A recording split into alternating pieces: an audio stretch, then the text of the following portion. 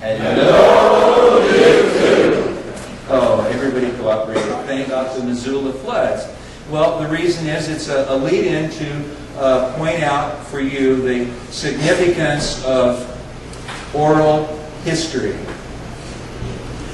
These floods are found in the legends of Native American people that lived in the Pacific Northwest at that time. Today there are stories that were handed down over the centuries, generation from generation. The people here in the Willamette Valley have their versions of the floods, as do the Salish-speaking people in the Northern Rockies.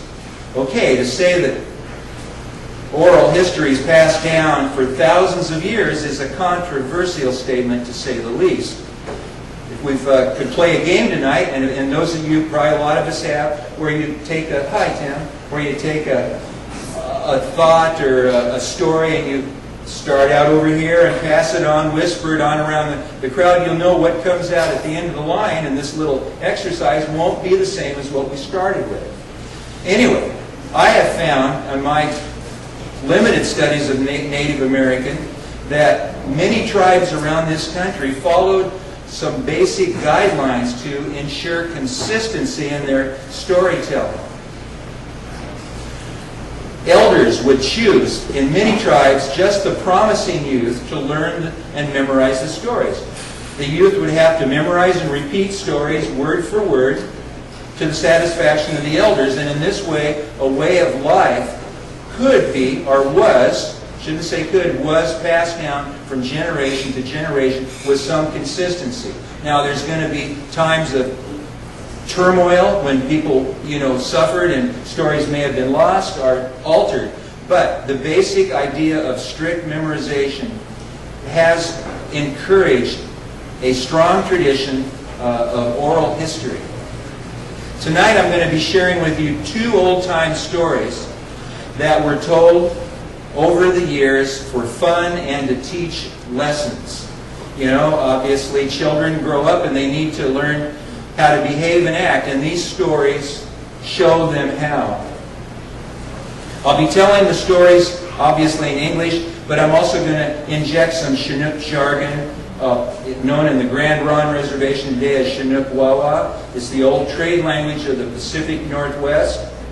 How that Chinook jargon came about was years, over the centuries, Pacific Northwest in particular, because of the traffic flow that migrated down over the thousands of years, was an area of many different Native American languages, and these different language people had to have some way to communicate, kind of like multiple languages you'd find in Europe or in many other countries of the world today. Well, their answer to this problem was a jargon of a few words, taking words from many different languages, primarily Chinookan, and then communicating for commerce, for trade.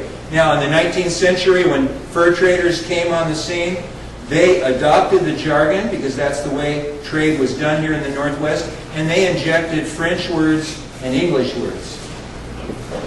The first story I'm going to tell, I learned from Johnny Moses, a Native American storyteller from Washington State. He was born on the west coast of Vancouver Island, raised by his grandparents.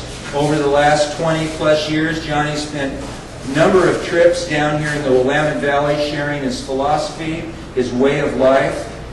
And the story I learned from him is one of the most popular ones for everybody. It's called Octopus Lady. And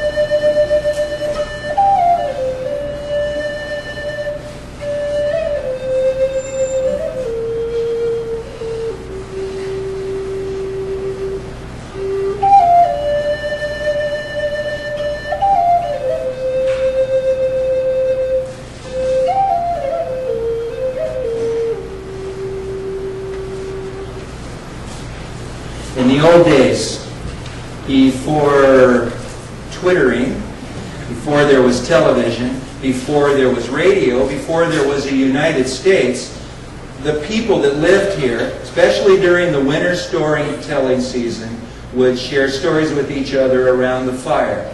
They would tell stories for fun, stories for healing and medicine, and old-time stories. And this is how they learned their way of life, because the stories were a way of life. And this is how they learned to survive in the forest, knowing what plants to use and what animals to relate to in their healing.